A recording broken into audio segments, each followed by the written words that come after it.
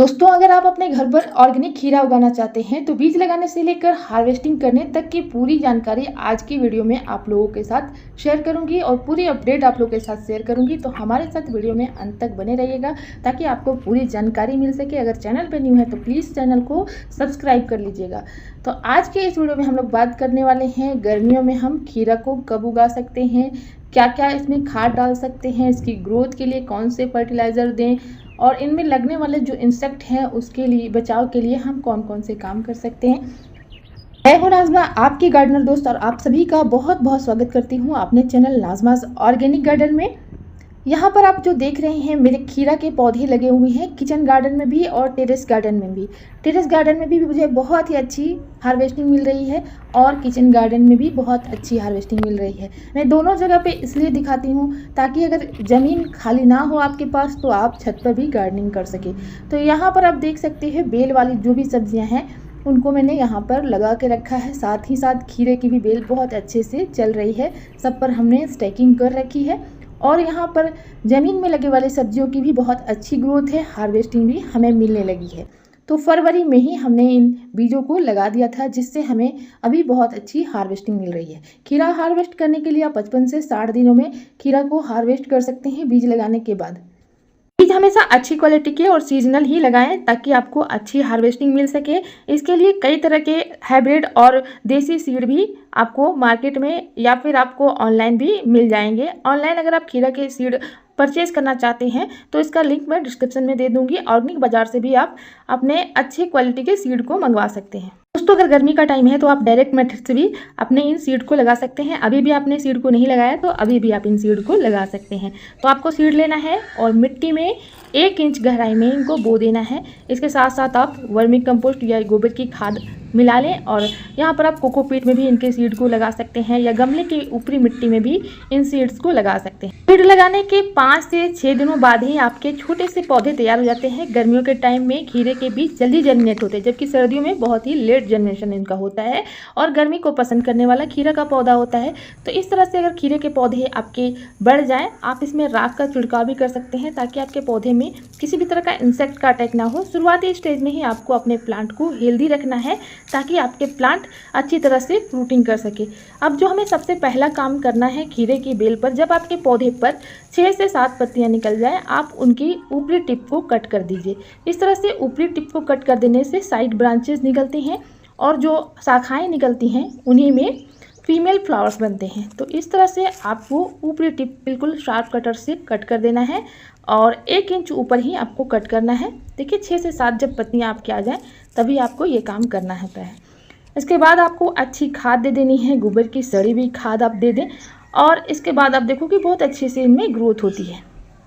1 month के बाद जब इनकी अच्छी से ग्रोथ हो जाएगी आप देखोगे कि मेल और फीमेल दोनों तरह के फूल इनमें आने लगेंगे। सबसे पहले मेल फ्लावर्स आते हैं, उसके कुछ दिन बाद ही आपके फीमेल फ्लावर्स आ जाएंगे। अगर आपके जो फीमेल फ्लावर्स हैं वो गिर रहे हैं तो हैंड पॉलिनेशन आप कर सकते हैं।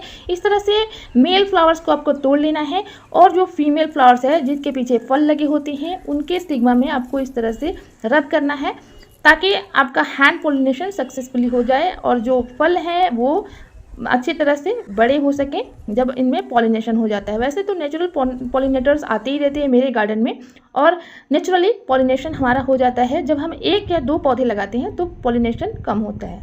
अब इसमें जो सबसे अच्छी खाद है वो केले के छिलके की खाद है, प्याज के छिलके की खाद या आलू के छिलके की खाद मैं बनाकर डालती हूँ। या तो आप आलू के छिलके को डायरेक्टली ही मिट्टी में दबा दीजिए जैसे कि मैं यहाँ पर दबा रही हूँ। ऊपर से मैं इसमें मिट्टी डाल देती हूँ। मिट्टी से कवर कर देने के बाद इसमें जब पानी डालती हूँ तो सारा न्यूट्रिशन हमारे प्लांट को पहुँच जाता है।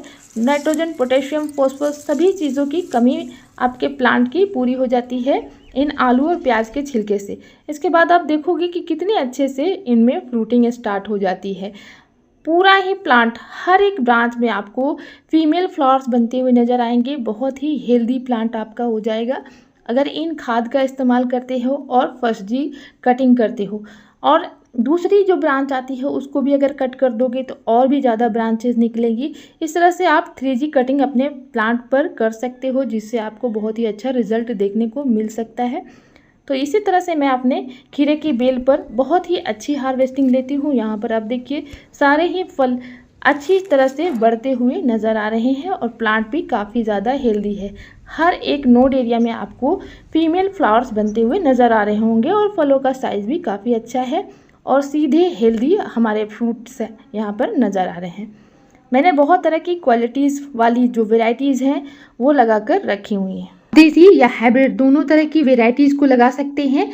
बहुत ही अच्छा आपको रिजल्ट मिलेगा। अगर आपने अभी भी इनके सीड को लगा लिया तो भी आपको हार्वेस्टिंग मिल जाएगी। देसी वाले जो सीड होते हैं वो काफ़ी टेस्टी होते हैं और जो हाइब्रिड सीड होते हैं ज़्यादा मात्रा में फल देते हैं और बड़े साइज़ में इनमें फल आते हैं। खीरे की बेल को धूप बहुत पसंद होता है, इसलिए 6 से 7 घंटे की इसको डायरेक्ट सनलाइट मिलनी चाहिए और पॉट साइज़ आपका 10 से 12 इंच का भी होगा तो भी आपके खीरे में फ्रूटिंग स्टार्ट हो जाएगी। बहुत ज़्यादा लौकी या तुरई की तरह से इनके रूट्स गहराई तक नहीं जाते हैं। इस तरह से आप फ्रूट क्रेट्स में भी इनको लगा सकते हैं। और यहाँ पर देखिए सारे प्लांट काफ़ी हेल्दी है। इनके जो नीचे की पत्तियां हैं उनको हमने कट कर दिया था ताकि जो ज़मीन से टच में आकर इनमें फंगस लगते हैं वो प्रॉब्लम इसमें ना आए। और इसमें नीम ऑयल का रेगुलर स्प्रे भी किया हुआ है जिससे इतना अच्छा हेल्दी प्लांट हमारा है। वैसे तो 6 से 7 घंटे की इसको धूप लगनी ज़रूरी है, लेकिन इसको जड़ों के पास मल्चिंग भी कर देना चाहिए ताकि आपका जो पौधा है वो रूट्स इनके जल्दी से सूखे ना, ख़राब ना हो और बहुत ही अच्छे तरह से ग्रोथ करके फ्रूटिंग कर सके। देखिए दोस्तों, गर्मियों के सीज़न में इंसेक्ट का अटैक बहुत ज़्यादा होता है। इस तरह से मेरे भी पौधे पर डंक मारने वाले जो कीड़े होते हैं यानी कि फ्रूट फ्लाई होते हैं उनका अटैक हो चुका था।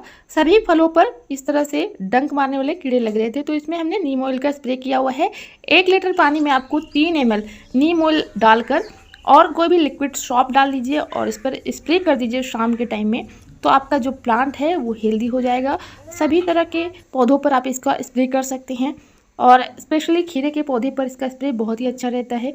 इसके साथ मैंने साफ फंगीसाइड का स्प्रे भी किया हुआ था।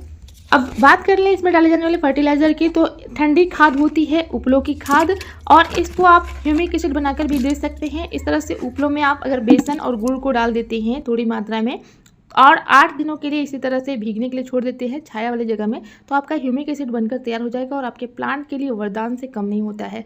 आप मेरे प्लांट की ग्रोथ देख सकते हो और प्लांट का जो ग्रीनरी है बिल्कुल हेल्दी प्लांट हमारा है। प्लांट में बहुत ही अच्छी ग्रोथ है, इसलिए इसमें फ्रूटिंग भी ज़बरदस्त तरीके से हो रही है। तो इसको आप रेगुलर हर 15 दिनों में अपने पौधे पर डालते रहिए तो बहुत ही अच्छा रिजल्ट आपको मिलेगा।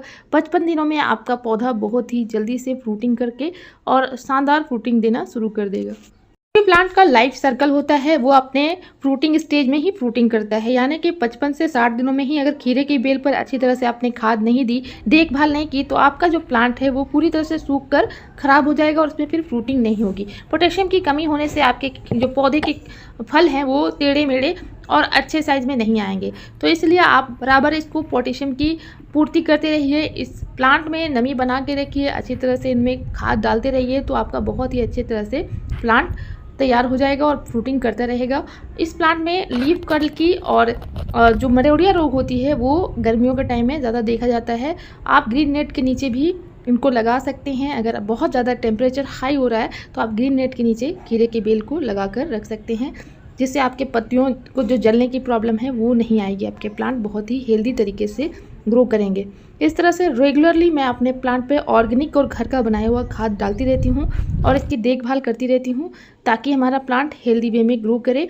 और टाइम टू टाइम बिल्कुल टाइमली मैं इसमें खाद डालती रहती हूँ, हैंड पॉलिनेशन करती रहती हूँ, जिससे मुझे प्लांट पे अच्छी फ्रूटिंग मिलती है। जो भी पत्तियाँ सड़ी गली हुई हैं या ख़राब पत्तियाँ हैं ज़मीन के टच में आ रही हैं उनको कट करके हटाती रहती हूँ और बहुत ही अच्छा रिजल्ट मुझे अपने प्लांट से मिलता है, चाहे वो टेरेस गार्डन में हो या किचन गार्डन में हो। तो आप भी ऑर्गेनिक सब्जियां खास करके खीरे को गर्मियों में ज़रूर लगाएं, क्योंकि गर्मियों में बहुत ही हेल्दी होता है। घर पर लगाए हुए ऑर्गेनिक खीरे का आनंद आप भी ले सकते हैं और हेल्थ के लिए भी बहुत अच्छा होता है गर्मियों में खीरा, तो इसको ज़रूर लगाएं। उम्मीद करती हूँ कि ये वीडियो आपके लिए इन्फॉर्मेटिव रही होगी। Thank you so much. Keep gardening and happy gardening.